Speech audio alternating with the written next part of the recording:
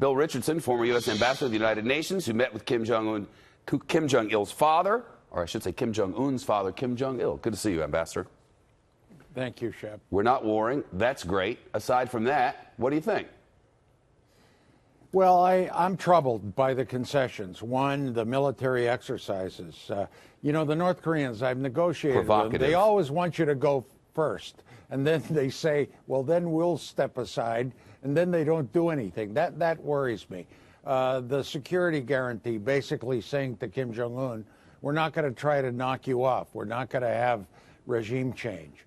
But, you know, I will say I've been involved with this issue a long time.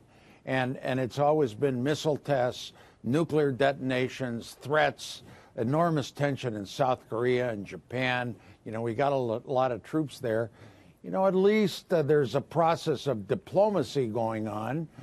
There's a process of normalization going on, the diffusion of some tension in the peninsula.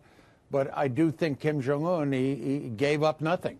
And what we need to do, I think, is follow through with major steps, immediate momentum, get Pompeo to meet with him, set up working groups on denuclearization, on missile tests, on human rights. I wish we had raised human rights more strongly. We just kind of mentioned it. I am pleased, Shep. I mean, I've been a very strong advocate of getting the remains of our soldiers back. I brought 7 back during the Bush administration. You know, there's 5,000. There are a lot of families that want those remains back. I think that's a possible area of cooperation that the president mentioned and that maybe Kim Jong-un is going to restart with the president. Yeah. But, you know, very short on specifics, on substance, on follow-through, on timelines, on verification. From the people we talk to who are in the know about North Korea, Sumi Terry, Gordon Chang, people like this, what we've been hearing for years now, Ambassador, is that his regime is shaky because his people don't have any food and because so many people's families are locked up in gulags all over the country. And at some point, his regime is going to get really shaky. The last thing he needs is a pick-me-up, like a photo opportunity with the leader of the free world. Well, he just got it. How big a help is that really for him? Or was all of that talk just talk? Well, it does help him, even though there are no elections there. It solidifies him. It puts him on the par with the President of the United States, with his own people. But I think a good potential trade-off to deal with the gulags, with the human rights abuses, is say to Kim Jong-un, who wants American investment, he wants help with his infrastructure, his energy grid. It's one of the poorest nations on earth.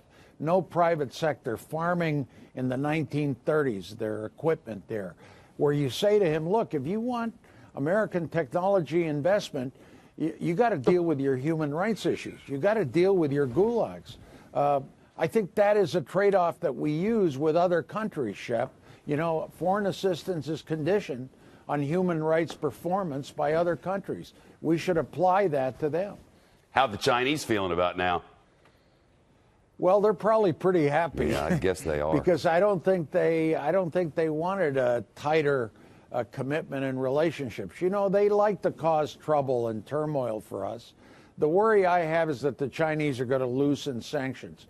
To their credit, they did put maximum pressure on sanctions on the smuggling. You know, 80% of all commerce from North Korea goes through China. So they have leverage, but they're probably smiling because maybe the status quo that they like, the turmoil, is right now in the short run, without commitments from the North Koreans, is here to stay. Got to go. In the main, good day, bad day, don't know yet. Which is it?